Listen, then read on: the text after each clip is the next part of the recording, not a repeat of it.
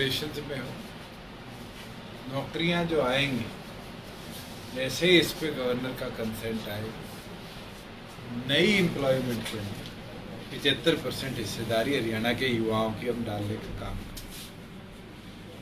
उसके साथ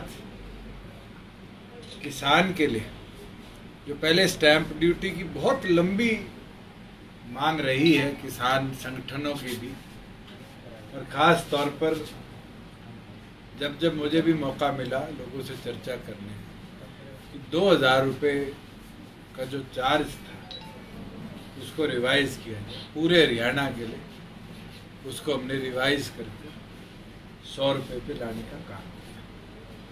हरियाणा प्रदेश में आईटी सेक्टर बूम करे, उसके लिए आईटी पॉलिसी के अंदर वर्क लिव एंड प्ले की पॉलिसी हमने बनाई, जिससे अपना घर भी आप आईटी पार्क के अंदर इस्टेब्लिश करने का काम कर सकते हैं। मेरा ये मानना है कि जिस सोच के साथ इस क्राइसिस सिचुएशन को हरियाणा अपने लोगों के लिए भी और इन्वेस्टर्स के लिए भी एक अपॉर्चुनिटी बनाना चाहता है, ये ऐतिहासिक फैसले अपने आप में उनको और आगे बूस्ट करने का काम करें। एक मांग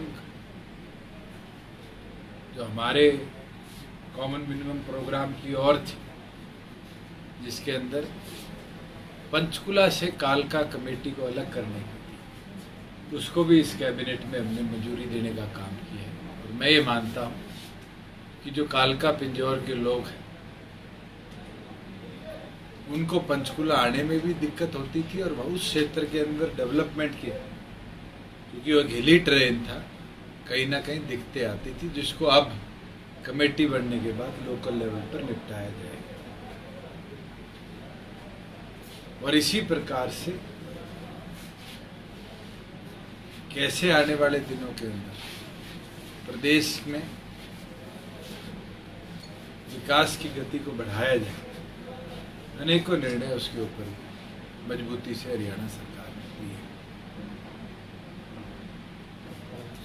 सर इसमें कुछ फार्म हाउस की भी कोई पॉलिसी थी?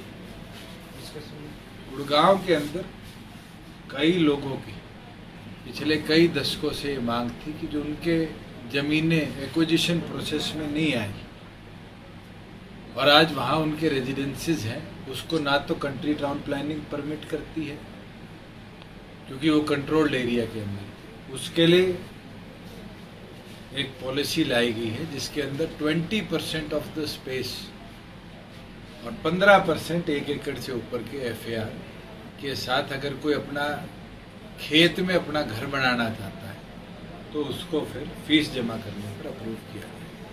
सर जो रोजगार वाली बात आप कह रहे हैं, जो नई इंडस्ट्री आएगी उसी में 75% मिलेगा या जो पहले से इंडस्ट्री उसमें मैं इस पे उससे जो सैलरी वाला बता दीजिए। क्लैरिफिकेशन आपको देना चाहूँगा कि जैसे ही गवर्नर का कंसेंट आएगा उसके बाद हरियाणा प्रदेश में कोई भी रोजगार, पुरानी कंपनी में भी नई कंपनी में भी, अगर नया रोजगार वहाँ बनता है, कोई रिटायर होता है उसकी जगह अगर भर्ती निकलती है, उन तमाम रोजगारों के अंदर 75% हरियाणा के डोमिसाइल के लोगों की रिजर्वेशन होगी।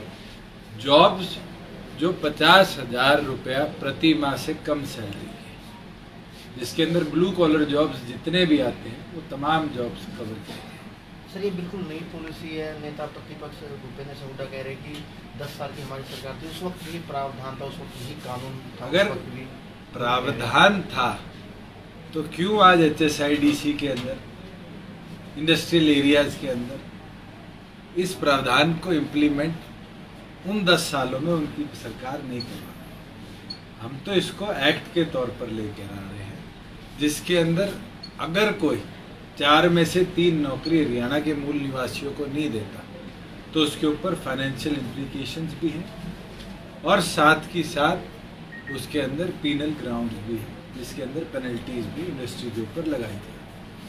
सर एक आवाज और भी आवाज लगा रहा था कि 75% जो रोजगार की बात आप कर रहे थे हरियाणा के लोगों के लिए, सरकारी में भी ऐसा कुछ प्रावधान है?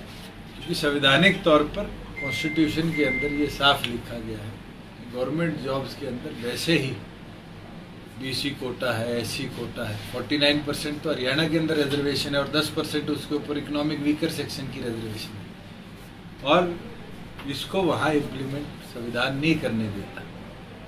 तो जितने भी प्राइवेट सेक्टर के यूनिट्स हैं, और इसके अंदर हमने स्पेसिफिकली इकलौता स्टेट है हरियाणा जिसने अपने एक्ट में ये भी डाला है कि चाहे सोसाइटीज़ हो, ट्रस्ट हो, LLC हो, पार्टनरशिप फर्म हो, तमाम तरह के प्राइवेट सेक्टर की एम्प्लॉयमेंट के लिए इस कानून को हम लागू करें। दूसरी चीज, सरकार ने फैसला लिया है कि कांवड़ यात्रा अब की बार नहीं हो पाएगी, तो उसके लिए सरकार जो है जल प्रोवाइड कराएगी सारे मंदिरों में, और इसके लिए बाकायदा उत्तराखंड के CM ने भी अपील करी है कि भी आप अपने स्टेट के लोगों को समझाएं कि वो इस पेंडेमिक में यहाँ ना आए। पेंडेमिक के अंदर MHA के गाइडलाइन से किसी भी तरह के रिलीजियस मूवमेंट्स नहीं होंगे, और उसके अंदर यूपी सरकार ने भी और उत्तराखंड सरकार ने भी कांवड़ यात्रा को इस साल के लिए स्थगित किया है।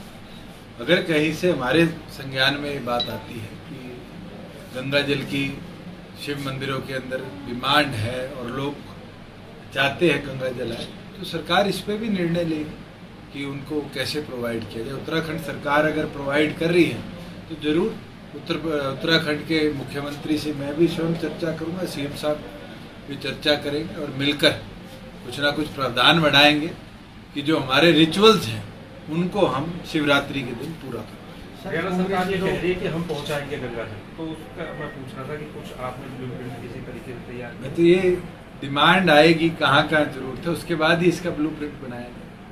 सर, कांग्रेस एक शैडो कैबिनेट बनाने जा रही है कि जो आपका मंत्रिमंडल है, आपके मैं तो आपसे पूछ लेता हूँ, कैबिनेट की शैडो तो कांग्रेस बनाने जा रही है, वो कांग्रेस को बोलो अपने 30 विधायक को इकट्ठे बिठा लो। आरोप तो वो हमें तोड़ने का लगता है। मुझे याद है जिस दिन शपथ ग्रहण हुआ उसके बाद सारे कांग्रेसियों का बयान आया कि तो 10 दिन में सरकार गिर जाएगी। हाँ, तो 9 महीने होने वाले, और इस 9 महीनों में मजबूती से प्रदेश के हित के निर्णय लिए। और मुझे लगता है पिछली विधायक दल की बैठक में शायद 1/3 कांग्रेस तो मिसिंग थी। पहले वो अपना कुनबा संभाल ले, फिर कैबिनेट की शैडो बनानी।